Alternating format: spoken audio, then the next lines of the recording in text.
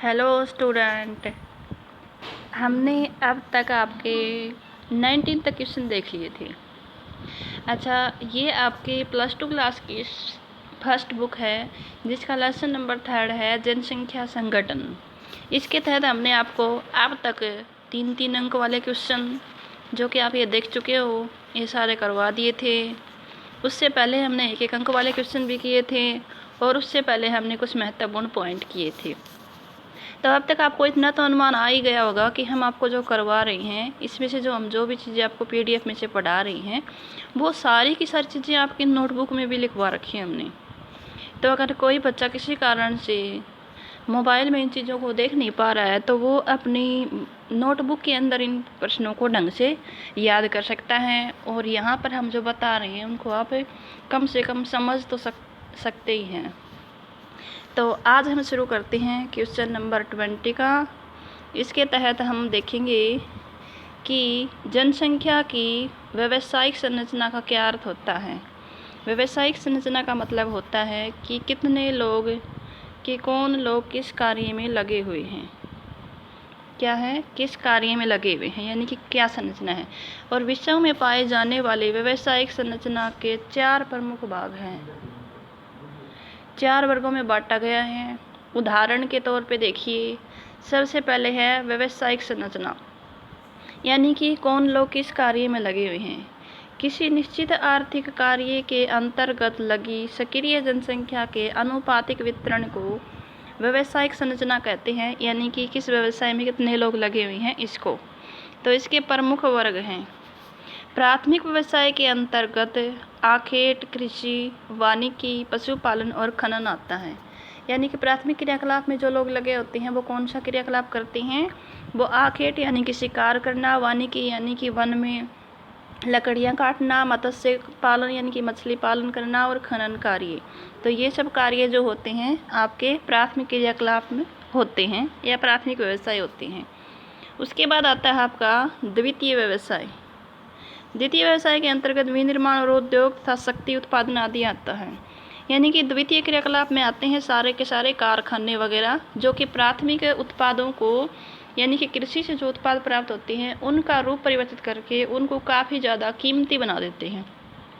तो वो सारे होते हैं आपके द्वितीय क्रियाकलाप में शामिल या द्वितीय व्यवसाय में। उसके बाद है तृतीय व्यवसाय के अंतर्गत परिवहन, संचार, बैंकिंग और अन्य सेवाएं शामिल होती हैं। यानी कि ये सारी चीज़ें जो होती हैं आपके बैंकिंग वगैरह ये सारी की सारी चीज़ें जो होती हैं तृतीय क्रियाकलाप में शामिल होती हैं। उसके बाद आता है चतुर्थ व्यवसाय के अंतर्गत अधिक बौद्धिकता व्यवसाय सम्मिलित किए जाते हैं। यानी कि इसमें ज़्यादा बुद्धिमान लोग जो होते हैं वो लोग संलग्न होते हैं किए जाते हैं जिनका कार्य चिंतन शोध करना यानी कि नए नए प्रकार के अनुसंधान करना, खोज करना तथा नए नए प्रकार के विचारों का विकास करना होता है। उसके बाद आता है आपका 21 का क्वेश्चन, शिक्षा व रोजगार के बढ़ते अवसरों ने किस प्रकार आय और लिंग अनुपात को प्रभावित किया है। तो यहाँ पर बात किस चीज़ की हो रही है कि शिक्षा और रोजगार के अवसर बढ़ गए ना, तो उस कारण से किस प्रकार से आय और लिंग अनुपात प्रभावित हो गया है। यानी कि लोगों की आय में परिवर्तन आया है, साथ में लिंग अनुपात में भी परिवर्तन हुआ है शिक्षा के कारण और रोजगार के कारण। तो शिक्षा व रोजगार के बढ़ते अवसर जहाँ एक और विकास को दर्शाते हैं वहीं दूसरी ओर यह प्रवास के महत्वपूर्ण कारक भी होते हैं। यानी कि इससे क्या होता है, विकास तो होता ही है, साथ साथ में क्या होता है, प्रवास भी होना शुरू हो जाता है। तो शिक्षा व रोजगार के बढ़ते अवसरों के कारण पुरुष जनसंख्या अत्यधिक प्रवास करती है।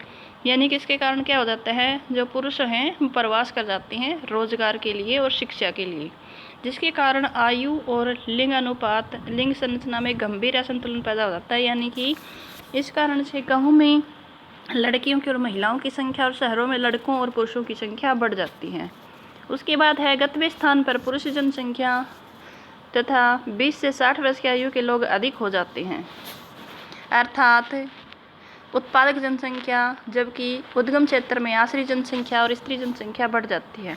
तो ये आपने देखा 20 से लेकर 60 वर्ष की आयु के जो लोग होते हैं ना वो शहरों में चले जाते हैं और इससे क्या होता है, उत्पादक होते हैं, यही लोग काम करने वाले होते हैं। तो उस कारण से उत्पादक लोगों की संख्या शहर में बढ़ जाती है और जो उद्गम क्षेत्र होता है ना, गाँव वाला क्षेत्र, वहाँ पर आश्रित जनसंख्या ज़्यादा रह जाती है और साथ में महिलाओं की संख्या भी बढ़ जाती है। उसके बाद है पुरुषों में प्रवास की अधिकता शिक्षा व रोजगार के बढ़ते अवसरों का ही परिणाम है। जैसे कि संयुक्त अरब अमीरात में लिंगानुपात जो है वो 468 1000 प्रवासी पुरुषों के कारण ही प्रतिकूल है और इसी प्रकार की प्रतिकूलता दिल्ली व मुंबई जैसे शहरों में भी देखी जा सकती है। तो ये आपने देखा शिक्षा और रोजगार के कारण किस प्रकार से आयु में और लिंग में परिवर्तन आ जाता है। उसके बाद है किसी क्षेत्र का लिंगानुपात उस क्षेत्र की सामाजिक और आर्थिक स्थिति का सूचक होता है। यानी कि जो लिंगानुपात होता है ना, वो किसी भी क्षेत्र की सामाजिक और आर्थिक स्थिति का सूचक होता है, यानी कि परिणाम होता है। तो इस कथन को उचित तक दोबारा स्पष्ट कीजिए। इस कथन की उचित बताइए कि कितना उचित है। तो जनसंख्या में स्त्रियों व पुरुषों की संख्या के बीच के अनुपात को लिंगानुपात कहा जाता है। यानी कि जनसंख्या जो होती है टोटल, उसके अंदर स्त्री और पुरुषों की जो संख्या होती है ना, उसके अनुपात को लिंगानुपात कहते हैं। किसी भी क्षेत्र का लिंगानुपात उस क्षेत्र की सामाजिक और आर्थिक स्थिति का सूचक होता है। यानी कि वहाँ पर किस प्रकार उस सामाजिक स्थिति कैसी होगी और आर्थिक स्थिति कैसी होगी वो सूचक होता है। जैसे कि क्योंकि जिन क्षेत्रों में लिंगानुपात भेदभावान्वित होता है वहाँ लिंगानुपात निश्चित रूप से स्त्रियों के प्रतिकूल ही होता है। यानी कि जिन क्षेत्रों में लिंग भेदभाव अनियंत्रित होता है, यानी कि कोई नियंत्रण ही नहीं होता, बहुत ज़्यादा भेदभाव किया जाता है या बहुत ज़्यादा शोषण किया जाता है, तो वहाँ पर लिंगानुपात निश्चित रूप से स्त्रियों के प्रतिकूल होगा, यानी कि अनुकूल नहीं होगा। वहाँ पर स्त्रियों की संख्या थोड़ी होगी बहुत। उसके बाद है जिन देशों क्षेत्रों में स्त्री भ्रूण हत्या, स्त्री शिशु हत्या और स्त्रियों के प्रति घरेलू हिंसा की प्रथा प्रचलित है, वहाँ पर भी लिंगानुपात प्रतिकूल होता है। यानी कि अगर ये सारी दिक्कतें होंगी तो फिर लिंगानुपात अपने आप ही कम होगा, वहाँ पे लड़कियों को कोई महत्व नहीं दिया जाता। इसका मुख्य कारण वहाँ पर स्त्रियों का या पूरे समाज का गिरता आर्थिक स्तर है, जिसके कारण समाज साक्षर नहीं हो पाता और स्त्रियों के प्रति जागरूक नहीं हो पाता। यानी कि यही वो कारण है कि अगर वहाँ पर शिक्षा का प्रसार होता ना, साक्षरता होती, तो ऐसी स्थिति ना होती। तो साक्षरता की कमी जो होती है ना, उसी कारण से महिलाओं की स्थिति खराब होती है। नगरों में आवास की कमी, रहन सहन की उच्च लागत और रोजगार के अवसरों की कमी और सुरक्षा की कमी महिलाओं के गांव से नगरीय क्षेत्रों में प्रवास को रोकते हैं। इस कथन से आप कहाँ तक सहमत हैं? तो ये कथन क्या कहा गया है? ये कथन बिल्कुल सत्य है भी। ग्रामीण व नगरीय लिंग संगठन को प्रभावित करने में ये सभी कारक महत्वपूर्ण भूमिका निभाते हैं।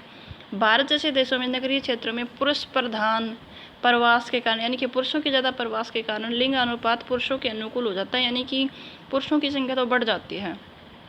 और ग्रामीण क्षेत्रों में कृषि कार्यों में महिलाओं की सहभागिता काफ़ी ऊँची होती है, तो गाँव में जो कृषि कार्य करते हैं वहाँ पर महिलाओं को ज़्यादा कार्य करना पड़ता है, इसीलिए स्त्री प्रधान प्रवास कम होता है। इसी कारण से महिलाएं प्रवास नहीं करती, वो ग्रामीण क्षेत्रों में रहकर ही कृषि कार्य में लगी रहती हैं।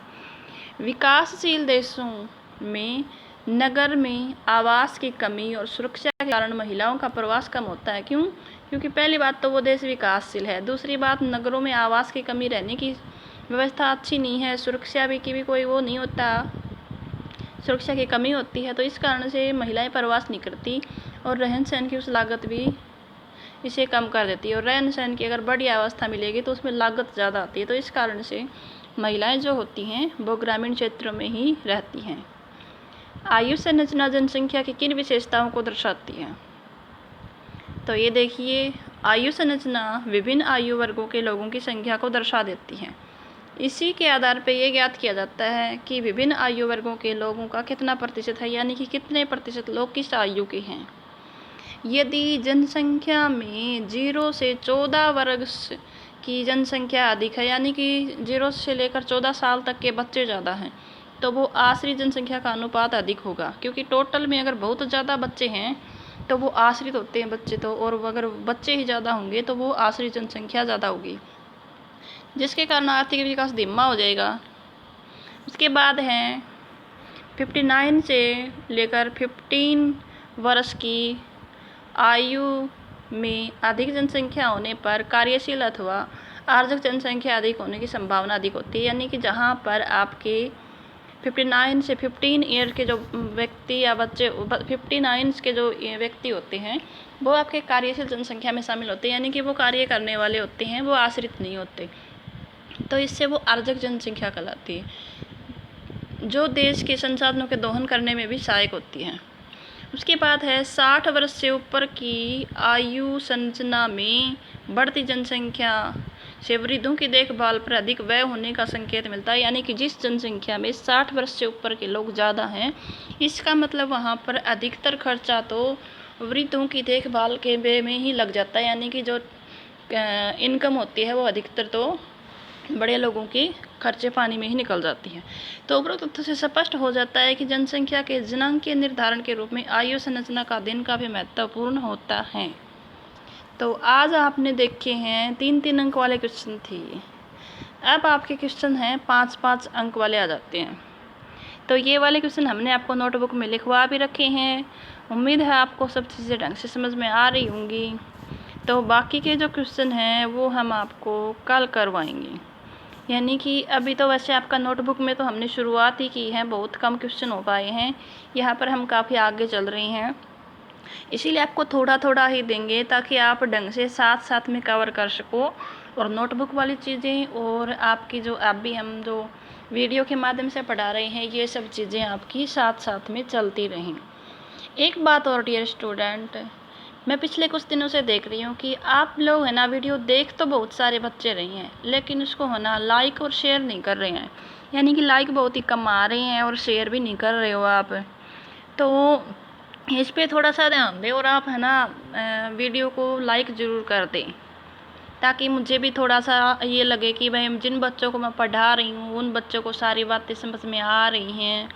या फिर आप कमेंट करके भी अपनी दिक्कत बता सकते हो कि जी यहाँ पे हमें दिक्कत आ रही है, ये चीज़ें हमें समझ नहीं आती, या जो भी आपके प्रॉब्लम है वो आप हमसे शेयर कर सकते हैं। तो आज के लिए इतना ही, बाकी हम आपको कल करवाएंगे।